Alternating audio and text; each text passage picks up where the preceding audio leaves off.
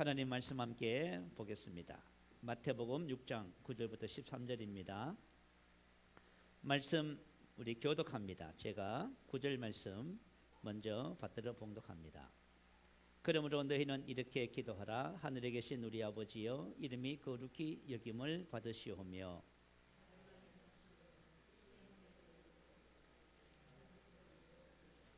오늘 우리에게 일용할 양식을 주시옵고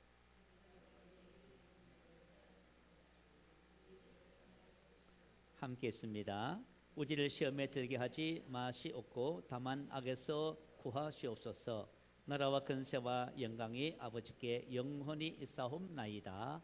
아멘. 본문 말씀을 근거로 해서 우리로 살아가기라는 제목으로 말씀의 은혜를 나누겠습니다. 사람은 관계를 떠나서 살 수 없는 사회적 존재지요. 사회란 것은 개인들이 모여서 하나의 집합체를 이루는 것을 사회라고 합니다. 그래서 사람은 관계를 맺지 않고는 살 수가 없습니다. 우리가 세상에 태어나면서부터 우리는 뭐 속에서 살아가지요? 관계 속에서 살아가게 되어져요. 그래서 관계의 중요성을 삶 전반에 걸쳐서 끊임없이 강조하게 됩니다.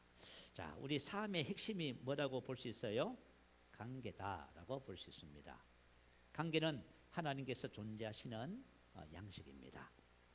창세기 1장 26절에 보면 하나님이 이르시되 우리의 형상을 따라 우리의 모양대로 우리가 사람을 만들고, 하나님은 우리로 계신 분이지요. 다시 말하면 관계 속에 계신 하나님, 이렇게 우리가 포인할 수 있겠습니다. 이 하나님께서 우리가 사람을 창조하실 적에요, 사회라는 공동체 안에서 관계를 이루며 살도록 우리를 창조했습니다. 여호와 하나님이 이르시되 사람이 혼자 사는 것이 좋지 아니하니 내가 그를 위하여 돕는 배필을 지어지라. 그러므로 우리 삶의 핵심이 뭘까요? 관계라고 하는 것입니다. 그래서 관계 중심의 삶, 이건 되게 중요한 거예요. 여러분이 관계를 소중하게 생각하고 관계 중심의 삶을 살 적에, 우리 보통 이제 관계에 관한 책을 읽어보면 관계가 성공의 비결이고 관계가 행복의 비결, 이런 말씀들을 많이 아마 들어봤을 거예요. 그런데 우리 현대인의 특징 중 가장 어려워하는 것이 바로 관계라고 하는 거예요. 얼마 전에요, 군에서 목회하는 목사님이 극동방송에서 대담을 하면서 이런 말을 했어요. 요즘 군에서 보면 군인들이, 젊은 청년들이 가장 어려워하는 것이 뭐냐면 대면하면서 대화하는 것, 이걸 가장 어려워한대요. 그래서 대화를 어떻게 하냐면요, 핸드폰을 가지고 문자로. 그리고 감정을 어떻게 나누어요? 감정도 이모티콘으로. 이렇게 저는 그 얘기를 듣고요, 살짝 좀 충격받았습니다. 그러면 안 되잖아, 그죠? 이런 형식적인 소통은 결국은 깊은 유대감을 형성하기에 턱없이 부족하다는 사실이지요. 자, 우리 서로 가까이 있지만은 어떠세요? 여전히 외로움을 느껴요. 왜냐하면 친밀한 인간관계가 자꾸 우리가 멀어지기 때문에 그렇습니다. 제가 이런 질문을 하면은 여러분 어떻게 대답할지 모르겠어요. 여러분 외롭지 않습니까? 고독하지 않으세요? 우리 현대인들의 고독의 원인은 몇 가지로 좀 그죠? 집약해서 찾아볼 수 있어요. 우리 현대인들의 고독은요, 개인주의가 만연하기 때문에 그래요. 개인주의라고 하는 것은 뭐냐면 자기 중심이 너무 강해요. 그래서 다른 사람을 용납하고 받아들이지 못합니다. 벽을 쌓고 사는 것이지요. 그래서 세대 간에도 보면 벽을 느껴요. 지역 간에도 벽을 느끼고요. 우리가 이념적으로 보면 정말 벽을 느껴요. 그렇지요. 그래서 사람들은 벽을 만들어 놓고 다른 것을 용납하지 않습니다. 그래서 결국은 그죠, 고립되어지고요, 외로움을 느낄 수밖에 없는 그런 삶을 산다 볼 수 있어요.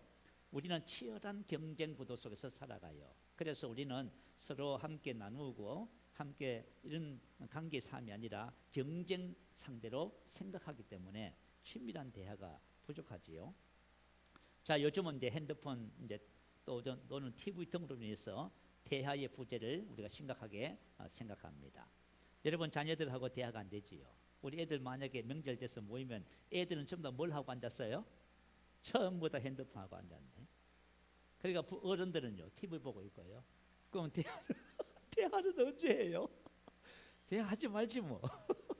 재밌는데. 야, 얼마 전에 어떤 권사님이 자기 집에 애들이 대화를 하더래요. 그 왜 대화를 하는가 싶었더니 핸드폰 배터리가 다 돼가지고 여러분 핸드폰 TV만 보셔도 대화문이 열립니다. 그리고 우리가 대화를 생각할 적에 대화라고 하는 것은 둘 이상의 실체 사이에 상호적인 언어 소통이에요. 근데 너무 일방적이잖아요, 그죠? 일방적인 강요, 상대방을 무시하는 태도, 이건 대화가 멀어져요. 대화가 멀어지면 결국은 관계도 소원해지고 마는 것이지요. 혹시 여러분 잔소리, 충고, 가르치려고 하는 것을 대화라고 생각하시지요? 그 대화 아닙니다. 이것은 일반적인 강요예요. 그래서 사람을 잃게 돼 있어요. 그래서 여러분 이런 이유로 인해서 우리 현대를 살아가는 저와 여러분은 참 많이 외롭습니다. 고독하고요. 또 마음을 터놓고 얘기할 때도 없고 또 그것을 받아주지도 않고 그런 시대 속에서 삽니다. 자, 그렇다면 예수님이 이 땅에 오신 가장 크고 핵심적인 이유가 뭘까요?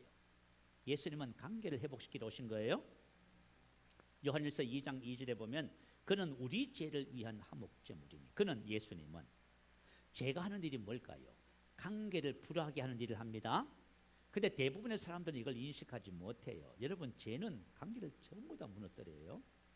자, 하나님과 사람 사이를 갈라놓은 원인이 바로 뭐지요? 바로 죄가 된 죄라고 말씀하고 있습니다. 로마서 5장 10절에 보면 곧 우리가 원수 되었을 때에 그의 아들의 죽으심으로 말미암아 화목하게 되었은즉. 자, 우리가 왜 하나님과 원수가 됐습니까? 죄 때문이지요.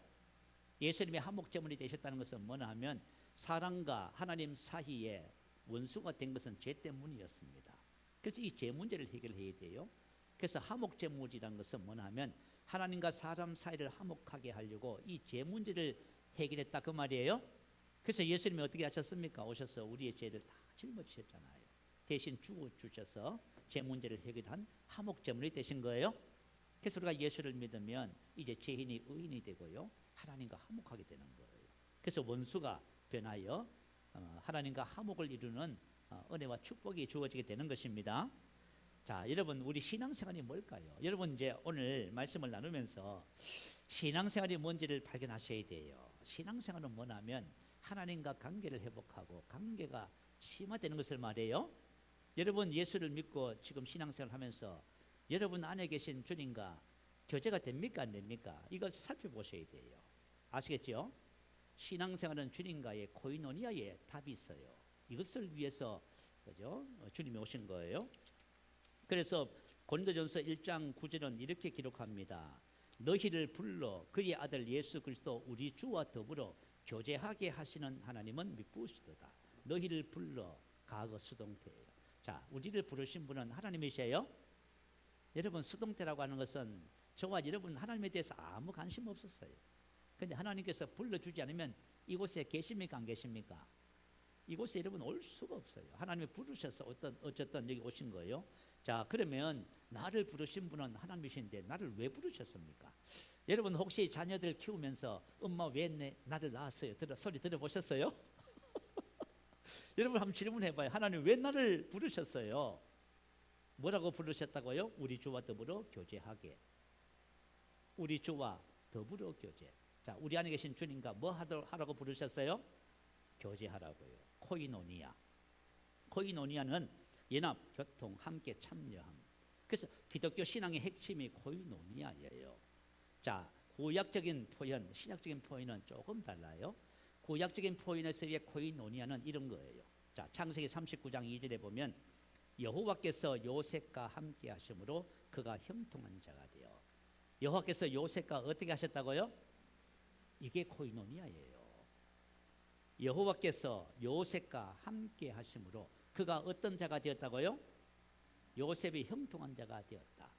그래서 보디발이 요셉을 노예 시장에서 몸값을 지불하고 노예로 종으로 샀습니다. 샀는데 요셉이 일을 하는 삶의 모습을 보니까 이렇게 기록해요. 그의 주인이 여호와께서 그와 함께 하심을 보며 또 여호와께서 그의 범사에 형통하게 하심을 보았더라. 이게 바로 함께 하심으로의 뜻이에요. 이게 신앙의 핵심이에요. 함께 하심으로. 자, 우리가 새해 첫 주에 언약의 축복에 대해서 말씀을 나눴지요. 언약의 축복이 뭡니까? 바로 함께하는 거예요. 전능하신 하나님이 그죠? 저와 여러분과 함께하셔서 우리의 삶에 뭐 해요? 같이 일하시는 거예요. 야, 여러분 놀랍지 않습니까? 여러분 이렇게 해야 여러분이 안식에 들어가는 거예요. 평안을 누리고요. 두려움에서 해방되는 거예요. 그리고 모든 삶의 영역에서 자유케 되는 거예요. 그렇지 않으면요 전부 묶여 있습니다. 자, 오늘 이 신앙의 그죠? 관계를 발견하셔야 돼요. 그러면은 자, 신약적으로는 어떻게 표현을 했냐 하면은 데살로니가전서 5장 10절을 올려주세요. 우리 같이 한번 읽어보십시다. 시작. 여호와께서 우리를 위하여 죽으사 우리로 하여금 깨어 있든지 자든지 자기와 함께 살게 하려 하셨느니라. 자기와 함께 살게 하려 하심이라. 아멘.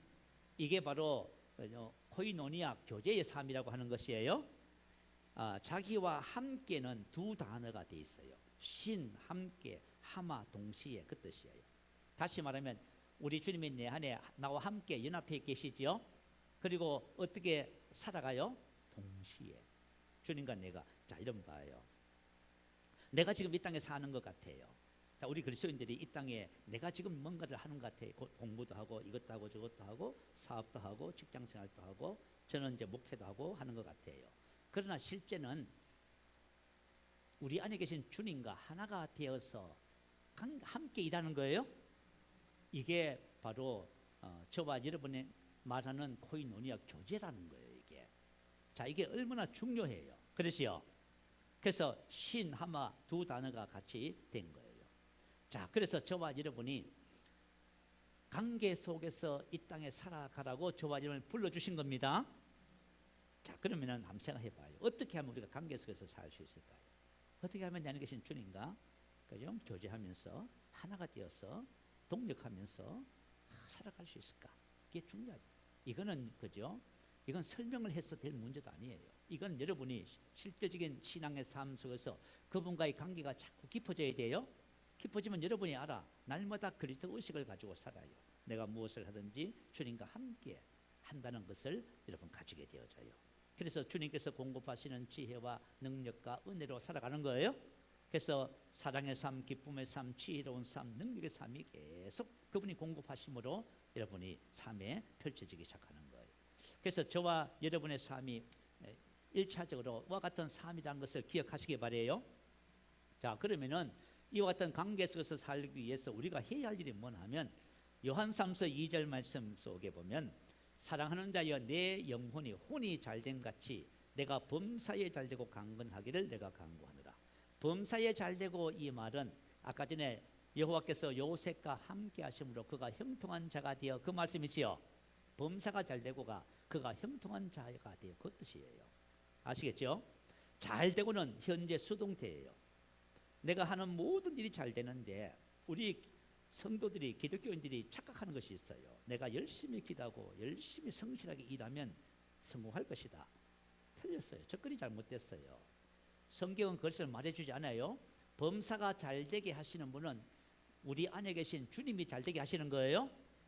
이걸 모르면 여러분들이 실수하는 거예요. 자, 저와 여러분이 무슨 일을 하든지 범사에 잘되게 하는 것은 내가 열심히 노력해서 잘 되는 것이 아니라 그분과의 하나됨의 삶 속에서 그분이 공급하시는 모든 것으로 인하여 잘 될 수밖에 없는 거예요. 이제부터 여러분 그런 거예요. 저도 그렇고 여러분도 그렇고 삶 속에서 그죠? 이제 관계도 맺어주시고 지혜도 주시고 필요한 것들을 채워주시고 적당한 온전한 사람을 만나게 하시고 이 모든 것을 이루어 주시는 분은 저와 여러분 안에 계신 하나님이십니다. 아멘. 그래서 성경은 영혼이 잘 된다는 것, 이건 이제 혼이 잘 되는 것을 말해요. 영혼이 잘됨 같이 카도스, 뭐뭐에 따라서, 즉 뭐뭐에 비례하여 뭐뭐 정도로. 자, 우리 혼이 잘 되는 수준만큼 우리가 주님과 함께 할 수가 있어요. 우리 혼이 잘 된다는 게 뭐예요? 우리 혼이 주님 닮아가는 거예요. 아시겠죠? 여러분, 우리가 하나님의 말씀에 진리를 삶에 적용해서 우리 영혼이 잘 돼가잖아요. 그러면 여러분이 스스로 알아요. 여러분 안에 계신 주님과 내가 그죠? 코이노니아 교제가 하나됨이 자꾸 깊어진다는 것을 여러분이 알아요. 이걸 누가 뭐 가르쳐줘야 하나요? 그러니까 스스로 아는 것입니다. 그래서 우리 혼이 주님의 형상과 주님의 생각을 닮아가는 것만큼 우리는 주님과 함께 하실 수가 있습니다. 자, 그러면 구체적으로 그와 같은 삶이 어떤 것인지 에베소서 4장 20절부터 24절까지 우리 잘 아시는 말씀. 자, 이 말씀이 여러분 오늘 말씀을 읽으면서 이것이 계시로 여러분 마음에 더 계시가 증가되기 바래요. 그래서 이 말씀을 여러분 삶에 적용하게 되시기 바래요. 자, 우리 같이 한번 더 읽어보십시다. 시작. 오직 너희는 그리스도를 그같이 배우지 아니하였느니라. 진리가 예수 안에 있는 것 같이 너희가 참으로 그에게서 듣고 또한 그 안에서 가르침을 받으실 줄인데 너희는 유혹의 욕심을 따라 썩어져가는 구습을 따르는 옛사람을 벗어버리고 오직 너희 심령이 새롭게 되어 하나님을 따라 의와 진리에 거룩함으로 지으심을 받은 새 사람을 입어라. 자, 옛사람을 벗어버리고 새 사람을 입어라. 이 말은 우리 혼에 해당되는 부분이에요. 우리 영은 하나님을 따라 의와 진리의 거룩함으로 지으심을 받은 새 사람입니다. 우리 영은 거듭났지만 하나님과 똑같아요. 하나님과 그죠? 근데 우리 혼은요. 우리 예수 믿고 여러분 혼은 어때요? 아직까지 문제가 많아요, 진짜. 우리 혼이요. 얼마나 문제가 많은지 몰라요. 사람들이 어떤 분이 그러시더라고. 이분이 아주 유명한 정신과 의사예요. 정신과 의사인데 그 누굽니까? 저기 하여튼 중년 풀에 나와서 이분이 뭐라고 하냐면은 이런 말을 하더라고요. 자기는 인생의 삶을 살면서 너무 매사에 무기력감을 느꼈대요. 그래서 종교를 가지게 됐답니다. 다시 말해 기독교를 가졌대요. 그런데도 문제가 해결 안 돼. 여러분 한번 생각해 봐요. 우리 혼이 얼마나 잘못됐냐 하면 부정적이지요.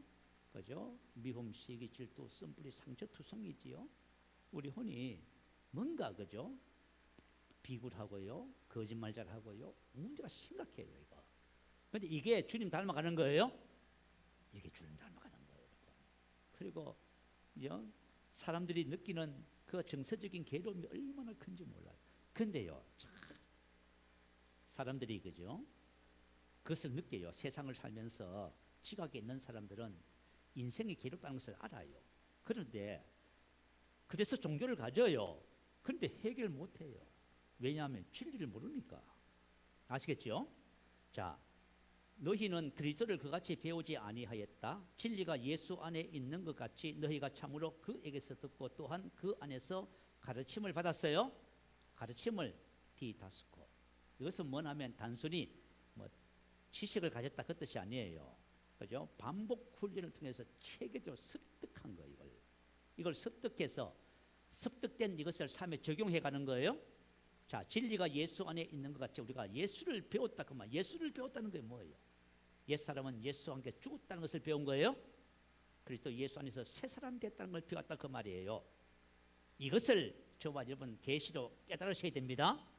그러면 유혹의 욕심을 따라 썩어져가는 구습을 따르는 옛사람을 어떻게 해요? 버리는 거예요, 여러분. 근데 제가 안타까운 것은 뭐냐 하면 이렇게 우리 같이 말씀을 나눠도 안 버리시는 거죠. 여전히 그 옛 것 가지고요 고통을 당하는 거야. 왜 그래요? 왜 그것 때문에 고통을 당하셔요? 자, 예수 안에 있는 진리를 정확하게 깨달으셔야 돼요. 정확하게 깨달으셔야 돼요. 그러면 벌써 이 혼이 잘 되는 과정이에요. 자, 그러면 낮은 자존감부터 죄책감, 정죄감, 온갖 것 다 있어 우리 내면 속에. 그 전부 다 버립니다. 버려져요. 계시가 증가되는 만큼 버려져요. 자, 버려지면은 심령이 새롭게 되는 거예요. 거기다가 뭐예요? 영을 닮아 주님 닮아가는 거예요. 주님의 사랑의 성품을 닮아가고 기쁨의 성품, 온유한 성품 다 닮아가는 거예요. 그래서 신앙생활은 우리 혼이 잘 되는 생활이에요. 혼이 잘 되면은 우리 안에 계신 주님과 뭐가 돼요? 코이노니아가 자꾸 깊어져요. 여러분 아시겠죠? 그래서 여러분 요한일서 1장 5절 이하에는 이렇게 기록했어요. 빛 가운데 행하면 어떻게 돼요? 우리가 진리를 따라 행하면 우리가 예수 그리스도와 사귐이 있는 거예요. 교제가 심화되는 거예요. 여러분 이 명심하셔야 돼요. 신앙생활 교회만 왔다 갔다 하고 절대 안 돼요, 여러분. 신앙생활은 우리 안에 계신 주님과 하나가 되어서 이 땅에 그분을 드러내는 삶을 사는 거예요. 그분의 영광을 드러내는 삶을 사는 거예요. 이렇게 접근하지 않고 신앙생활 하면 전부 종교생활 하는 거예요, 여러분. 교회 왜 자꾸 목사님은 기도하라고 하지, 왜 헌금 내라고 하지, 뭐 하라고 하지, 자꾸 이렇게 가는 거예요. 그러다 보면 아마 실족되고 말이죠. 신앙생활이 재미가 없고 그런 거예요. 그러나 신앙생활은 그런 것이 아니고 내 안에 계신 주님과 하나가 되어서 그분으로 인하여 살아가는 삶입니다. 자, 주님은 이렇게 우리 혼이 잘 되어서 우리 안에 계신 주님과 이렇게 하나됨의 삶을 이루라고 우리를 불러주신 거예요. 자, 두 번째는 왜 하나님께서 예수님을 이 땅에 보내셨냐면 사람과의 관계를 회복시키기 위해서 오신 거예요. 자, 사람과의 관계를 불화하게 만드는 근본적인 원인을 성경은 두 가지로 얘기해요. 관계 불화의 죄와 영적 영역에 기인한다, 이렇게 말해요. 관계 불화의 죄와 영적인 영역에 기인한다. 그러나 세상은 그렇게 말하지 않아요. 세상 학문은 사람과의 관계가 힘든 것은 관계 불화의 죄와 영적인 영역에 기인한다고 봐야 안 봐요? 그렇게 안 보는 겁니다. 아시겠죠? 자, 그러면 성령적으로 저와 여러분이 접근해서 말씀을 나눠보게요. 관계 불화의 죄라고 하는 것은 뭐냐 하면 갈라디아서 5장 19절에 나와 있어요. 육체의 일은, 육신의 일은 분명하니 원수 맺는 것, 분쟁, 시기, 분냄, 당 짓는 것, 분열함, 이단, 투기와 술 취함과 방탕함과 또 그와 같은 것들이라. 자, 이게 전부 다 관계 불화의 죄예요. 또 그와 같은 것들이라, 이 말은 그와 유사한 것들이다 그 말이에요. 비난하는 것, 판단하는 것, 헤아리는 것, 상대방을 무시하고 상대방 수군수군하고 또 사기치고 악독, 교만하는 것, 자기 자랑, 더러운 말 등. 이게 뭐냐면 전부 관계 불화의 죄예요. 아시겠죠? 자, 그러면 한번 제 스스로에게 한번 질문을 해볼게요. 자, 그러면 너가 이렇게 살면서 관계가 좋아지기를 기대하니? 네, 기대해요. 안 됩니다. 아시겠죠? 여러분, 상대방을 무시하면서 비난하면서 관계가 좋아지기를 어떻게 기대할 수가 있어요, 여러분? 말만 하면 화를 내는데 관계가 좋아져요, 나빠져요? 불가능해요. 하나님께 아무리 기도해 보셔야 되는가? 안 되게 돼 있어요. 아시겠죠? 관계 불화의 죄를 멈춰야 돼요. 벗어버려야 되는 거예요. 이거 관계 불화의 죄가 다 뭐예요? 옛 사람에게 속한 거지요. 관계 불화의 죄가 내 속에 습득돼서 나오면 전부 다 벗어버립니다. 그걸 절대로 포인하지 않습니다. 나타내지 않습니다. 왜냐하면 내가 그걸 사용하면은 그것에 내가 관계 불화의 죄 미움에게 내 자신을 들여서 미워하면은 절대로 관계가 회복이 안 되는 거예요.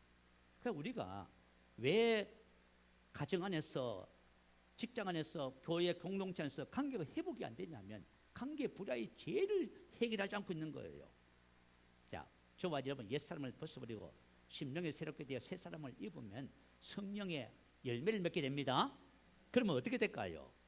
새 사람을 입으면 사랑의 삶을 살잖아요. 저와 여러분의 사랑의 삶을 살면은 관계가 좋아져요, 나빠져요? 제가 옛날에는 목회하면서 기독교 목사님들 또 성도들이 쓴 관계에 관한 책들을 많이 봤어요. 한결같이 관계를 좋게 하는 첫 번째 비결은 사랑의 삶이라고 기록했어요. 그런데 내가 사랑을 할 수 있어 없어요? 사랑을 못해요, 여러분. 사랑을 할 수 있으면 여러분 우리 대한민국 문제 다 해결됐지요. 근데 사랑이 안 된다니까요. 그러면 어떻게 해야 사랑이 돼요? 자, 우리 베드로서 1장 3절에 보면 생명과 경건에 속한 모든 것을 주셨다 하지요. 왜 주셨냐 하면 신의 성품에 참여하라고. 다시 말하면 이미 우리 영은 거듭나서 하나님의 성품을 가지고 있어요. 본성에 참여한 자예요. 근데 우리 혼이 뭐예요? 신의 성품에 참여한다, 이 말은 영은 하나님의 성품을 갖고 있지만 너 혼은 아니지 않느냐. 이 혼이 하나님의 성품을 가져야 된다 그 말이에요. 왜 생명과 경건에 속한 것을 주셨어요? 우리 혼을 변화시키려고 주신 거예요. 그래서 믿음의 덕을, 덕의 지식을, 지식의 절제를, 절제의 인내를, 인내의 경건을, 경건의 형제 우애를, 형제 우애의 사랑, 아가페 사랑을 더하라고 하신 거예요. 그래서 우리의 혼이 사랑의 성품으로 바뀌어야 된다 그 말이에요. 그런데 이거 하나고 사랑하겠다고요? 안 되게 돼 있어요. 아시겠죠? 그래서 실패하고 마는 거예요. 그래서 저와 여러분이 어쨌든 간에 우리가 믿음 생활을 하면서 여러분이 좋은 관계를 가지기를 원하시면은 관계 불화의 죄를 전부 벗어버리세요. 그리고 하나님의 성품을 가지셔야 돼요. 그래야 돼요. 자, 두 번째는 그죠? 사단이 하는 일이 그 일이랍니다. 자, 사단은 저와 여러분을 유혹해서 관계 불화의 죄를 범하게 만듭니다.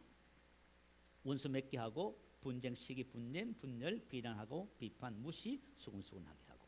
자, 요한일서 3장 7절 8절에 보면 자녀들아 아무도 너희를 미혹하지 못하게 하라. 자녀들아, 우리 하나님의 자녀들에게 하는 권면이에요. 아무도 너희를 미혹한다는 것은 다시 말하면 죄를 짓도록 충동질하는 거예요. 죄를 짓는 자는 마귀에게 속하나니. 내가 만약에 분노하면 누구에게 속해요? 마귀에게 속하는 거예요. 마귀가 나를 분을 내도록 충동질을 해서 분을 냈다 그 말이에요. 그러면 내가 마귀에게 속한 거예요. 자, 왜 죄를 짓게 미혹하냐 하면 만약에 부부가 그죠? 기분이 나빠서 싸웠어요. 관계 불화의 죄를 짓잖아요. 그러면 관계가 그전보다 훨씬 좋아졌다는 가정이 있어 없어요? 있어 없어요? 그럼 없지 당연히. 관계 불화의 죄를 짓는데 원수가 뭐 해요? 관계 불화의 죄를 짓게 해가지고 가정을 깨트리잖아요. 그게 쏘가 넘어간단 말이에요. 그죠? 그래서 사단은 어떻게 하든 간에 저와 여러분이 죄를 육체의 일, 죄를 범하기 위해서 관계를 파괴시키고 행복과 건강과 모두 다 뺏어가는 거예요. 에베소서 6장 12절 말씀에 우리의 싸움, 전쟁은, 전투는 혈과 육을 상대하는 것이 아니요 혈과 육은 연약한 인간의 본성을 얘기해요. 내가 만약에 누구하고 싸운다면, 그죠? 내가 만약에 내 자녀들하고 싸운다면 내가 지금 자녀하고 싸우는 게 아니에요. 아시겠죠? 그러면 뭐냐는 거예요. 하늘에 있는 악의 영들을 상대합니다. 뭐예요? 하늘에 있는 악의 영들이 우리를 충동해서 싸우게 하고 분열시키는 거예요. 만약에 우리가 이 진리를 간과하고 살잖아요. 그럼 상처투성이가 됩니다. 아시겠죠? 여러분 잘 선택하셔야 돼요. 자, 베드로 사도가 우리에게 권면해요. 악을 악으로 욕을 욕으로 갚지 말라 하죠. 왜 그랬어요? 저 사람이 나에게 악을 행해요. 그러면 내가 열 받아야 안 받아요? 그러면 내가 악으로 갚아버려, 대갚아요. 그럼 어떻게 돼요? 둘이 망하는 거예요. 아시겠죠? 저 사람이 나에게 악을 행한다는 것은 이 사람이 지금 누구에게 속해 있어요? 마귀에게. 이 사람이 하나님의 의한 삶을 살면은 절대로 악을 행할 수가 없어. 제가 악을 행하잖아요. 그 순간 마귀에 속한 거야. 제가 선한 삶을 살면 하나님으로 인한 거예요. 아시겠죠? 무슨 말인지 알겠죠? 이건 영적인 거예요. 이건 영적인 것이기 때문에 저와 정신을 바짝 차려야 돼요. 자, 상대방이 악을 행해요. 그럼 내가 그죠? 그 사람을 상대해서 악으로 갚아줘 버려요. 그럼 어떻게 돼요? 나도 마귀에 속하여 죄를 범하잖아요. 그게 망하는 거예요. 그래서 하나님께서 뭐라고 해요? 악을 악으로 갚지 말고 욕을 욕으로 갚지 말고 반대로 거꾸로 뭘 하라고요? 복을 빌라. 그러면 어떤 일이 벌어져요? 복을 이어받게 되는 거예요. 우리는 악한 자에게 절대로 뺏기잖아요. 우리는 어떤 일이 있어도 우리는 그 배후의 역사는 악한 영의 정체를 알아요. 그래서 절대로 함께 태양에서 싸우거나 분을 내거나 미워하거나 관계를 끊고 그 일을 절대 하지 않습니다. 그러면 저와 여러분이 승리하는 거예요. 안 그러면 여러분 상처투성이 됩니다.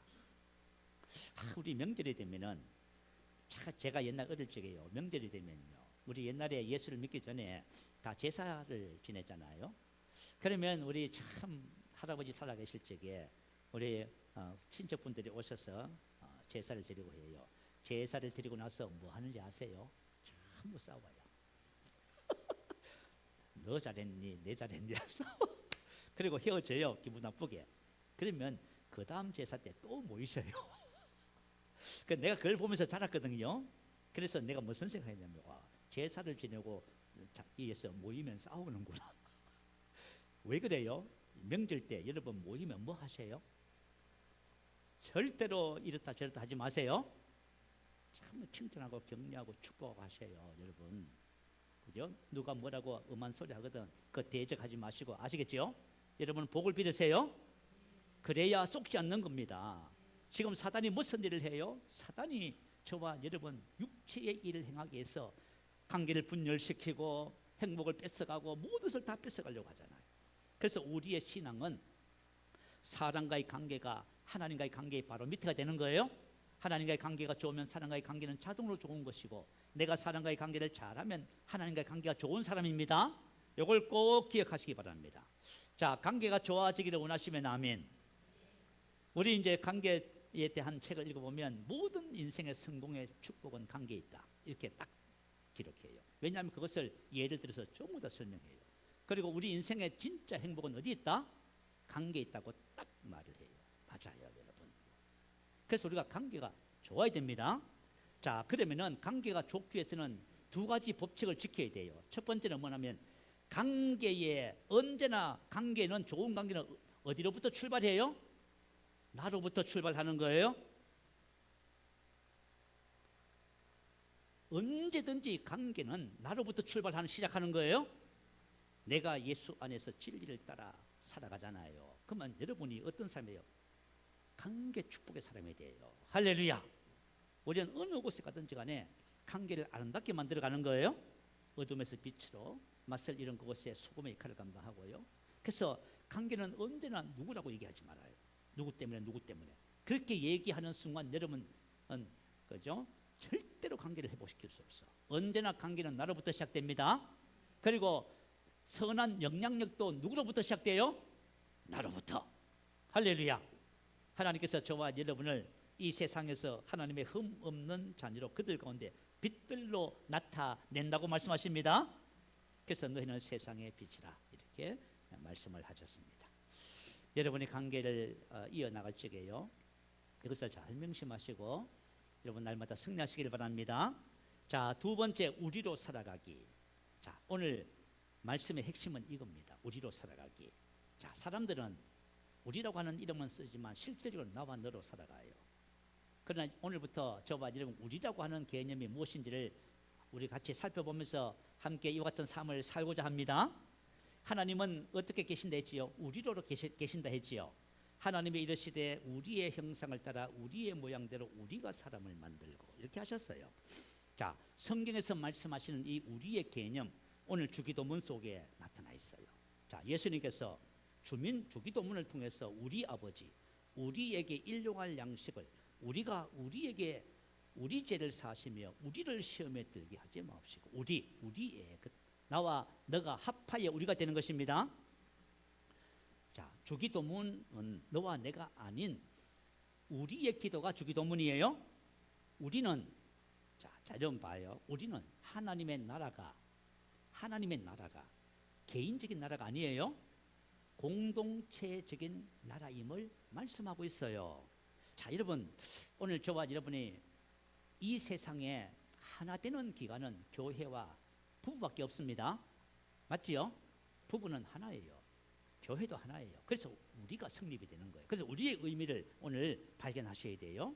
그래서 하나님의 나라는 개인의 나라가 아닌 공동체적인 나라임을 보여주고 있어요. 자, 그렇기 때문에 우리의 신앙의 삶은 항상 공동체를 지향하는 성격을 가져야만 합니다. 그래서 저와 여러분이 신앙생활 적에 나와 너로 접근하면 다 너무 실패해요. 그래서 우리의 아버지, 개인주의를 배제하는 거예요. 자, 저와 여러분, 자, 우리 아버지, 우리에게 일용할 양식을 주시옵고, 제자들은 나의 양식을 구하는 것이 아니라 누구의 양식을 구해요? 우리의 양식을 구해요. 근데 우리 오늘날 우리 교회 공동체가 그죠, 모략 같아요. 그죠? 왜 모략 같냐 하면 우리라고 하는 개념이 무너졌어요. 그래서 다 개인이에요. 내가 뭐 편한 대로 신앙생활 하지, 전부 나 개인주의예요. 그죠? 이게 참 심각해요. 그래서 제가 요즘 심각한 얘기를 들어요. 지금 가난한 성도, 난 예수 믿지만은 교회는 안 갑니다 하는 분들이 한 150만, 엄청나지요. 지금 심각한 문제예요. 다 개인주의로 가는 거예요. 여러분, 하나님의 나라는 개인주의의 나라가 아닙니다. 공동체의 나라예요. 그래서 나의 양식이 아닌 우리의 양식을 구함으로 하나됨의 공동체를 이루어야 함을 말씀하고 있는 것입니다. 자, 예수님의 이 가르침이 초대 교회에는 실천되어졌어요. 자, 한번 볼까요? 사도행전 2장 44절 47절 올려주세요. 우리 같이 읽어봅니다. 시작. 믿는 사람들이 다 함께 있어 모든 물건을 서로 통용하고 또 재산과 소유를 팔아 각 사람의 필요를 따라 나누어주며 날마다 마음을 같이하여 성전에 모이기를 힘쓰고 집에서 떡을 떼며 기쁨과 순전한 마음으로 음식을 먹고 하나님을 찬미하며 또 온 백성에게 칭송을 받으니 주께서 구원받은 사람을 날마다 더하게 하시니라. 자, 온 백성에게 칭송을 받으니 주께서 구원받는 사람을 날마다 더하게 하셨다. 이게 초대교회의 모습입니다. 이 말은 교회 공동체가 세상에 뭐로 드러났어요? 빛으로 드러났어요. 그죠? 너무나 영광스러운 거예요. 그리고 사도행전 4장 32절에 보면 믿는 무리가 한 마음과 한 뜻이 되어 모든 물건을 서로 통용하고 자기 재물을 조금이라도 자기 것이라 하는 이가 하나도 없더라. 다시 말하면 한 마음과 한 뜻이 되어 마음을 같이 할 이 말의 뜻은 전인격적인 일치예요. 세상에 부부도 둘로 사는데 여러분, 부부가 같이 살지만 며칠로 살아요? 너와 나로 살아요. 그래서 항상 뭐예요? 기차 4일을 달려가요. 그렇게 가요. 근데 교회 공동체가 어떻게 됐다고요? 전 성도가, 그죠? 한 인격체로 일치가 됐다고 말이에요. 놀랍지요? 어째서 이렇게 이런 일이 벌어질까? 복음이 이걸 가능하게 하는 거예요. 이 복음의 능력이에요. 자, 그래서 믿는 사람들이 다 함께해서 모든 물건을 서로 통용하고 또 재산과 소유를 팔아 각 사람의 필요를 따라 나눠주며 날마다 마음을 같이하여 성전에 모든 물건을 서로 통용하고 자기 재물을 조금이라도 자기 것이라 하는 이가 하나도 없더라. 이건 공산주의가 아닌 거예요. 아시겠죠? 이거는 하나 우리로 사는 삶이에요. 하나됨의 삶입니다. 교회가 갖는 교제의 독특성은 뭐냐 하면 먼저 전 성도가 하나님의 본성에 참여하는 겁니다. 여러분, 제가 변화가 돼서 하나님의 본성에 참여하고 여러분이 다 하나님의 본성에 참여하잖아요. 그럼 어떻게 돼요? 이런 삶이 돼요. 근데 지금 우리가 문제가 뭐냐면 교회를 다니는데 성장이 안 돼요. 성장이 멈췄어요. 무슨 말인지 이해가 되지요? 신앙생활은 왜 우리에게 생명과 경건에 속한 모든 것을 주셨어요? 그분의 성품에 참여하는 자가 되라고 주신 거예요. 근데 우리가 멈췄어요. 성장이 안 돼요. 그죠? 그래서 교제의 독특성이 뭐냐면 전 성도가 하나님의 성품에 참여하게 된 거예요. 그래서 사랑의 삶이 실제가 된 거예요. 이게 그 모습이에요. 이 그 모습. 우리 지지난주에 제가 이런 말을 해도 될지 모르겠지만 지지난주에 카레를 맛있게 먹었지요. 그죠? 이제 점심을 먹으면서 집사님이 그러시더라고. 성도님들에게 카레를 맛있는 카레를 대접하고 싶어서 불 위에다가 카레를 올려놓고 밤 12시까지 졌었다. 그래서 제가 그 얘기를 듣고 참 마음에 감동이 됐어요. 우리 성도님들이 점심 이제 하면은 이제 식사 당번이 되면 반찬 준비하지요. 똑같은 마음으로 준비하시지요? 네, 맞아요. 교회 공동체라는 것은 그런 거 다른 거와 달라요. 그죠? 교회 공동체는 우리가 사랑 안에서 계속 성장해 가야 됩니다. 아름답게 성장해 가야 돼요. 자, 그래서 교회 공동체는 개인의 양식을 구하는 것이 아니라 우리의 양식을 구하는 거예요. 이게 참 너무 참 우리가 상상할 수 없는 일이지요. 그래서 우리는 이것을 보면서 현대 교회는 불가능하다. 이 말이 됩니까? 이 땅의 교회가 하나님의 성품을 회복하고 사랑의 삶을 사는데 그런 말을 하면 돼요, 안 돼요? 안 돼요. 자, 이 땅의 교회가 능히 할 수 있습니다. 자, 두 번째, 우리 죄를 사하시며 죄에 대한 공동체의 책임을 말씀하고 있는 거예요. 자, 우리는 그렇잖아요. 누가 죄를 범하면 멀리하고 싶잖아. 저 사람. 우리가 교회에서 제가 우리 새로운 피조물 이 복음을 하는 교회는 그렇지 않는데요. 옛날에는 뭐라 해요? 저분이 병들고 실패하고 힘들고 어려우면 뭐라고 해요? 똑바로 예수 믿어봐. 그런 일 생기는가? 복 받아야지. 그죠? 분명히 죄졌을 거야.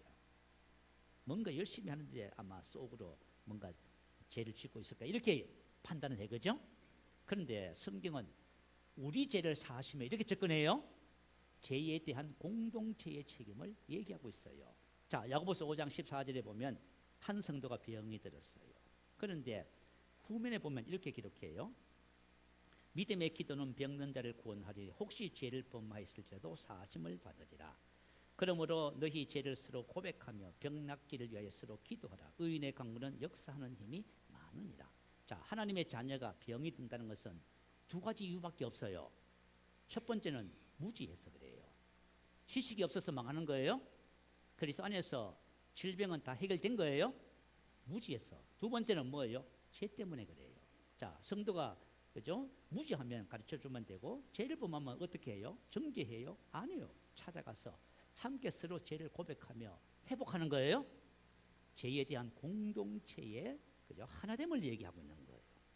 자, 이거 참 중요해요. 그리고 제가 히브리서 3장 13절 말씀 읽어드릴게요.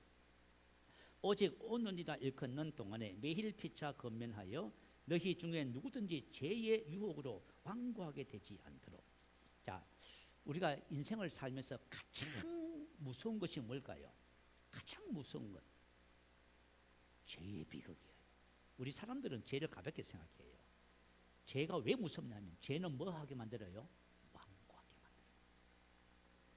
내가 죄를 우습게 생각하다면 내 마음이 계속 어떻게 돼요?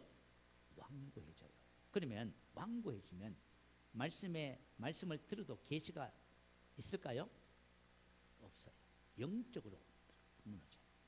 내 마음이 완고해지면요. 우리는 자, 어릴 적에는요. 우리 학생들, 여학생들, 중학생들 보면 뭐 별말 안 하는데 계속 웃지요.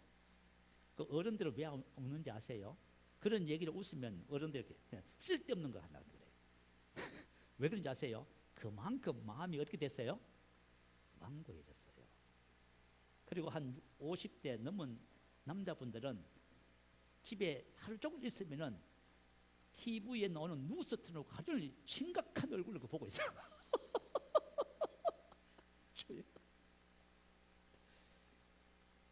이게 마음의 기쁨, 감사, 행복 이잖아요. 이게 부드러움 다 없어져 버린 거예요. 이게 뭐 성공하고 돈 많고 뭐 하면 행복할 것 같지요? 아니란 말이에요. 제가 가져오는 비극이에요. 그래서 뭐라고 그래요? 오직 지금 매일 피차 건면하여 봐요. 절망적인 상황에 빠지지 않도록 서로 관심을 가지고 돌봐주라 그 말이에요. 건면하고 충고하고 위로하고 이렇게 하라는 거예요.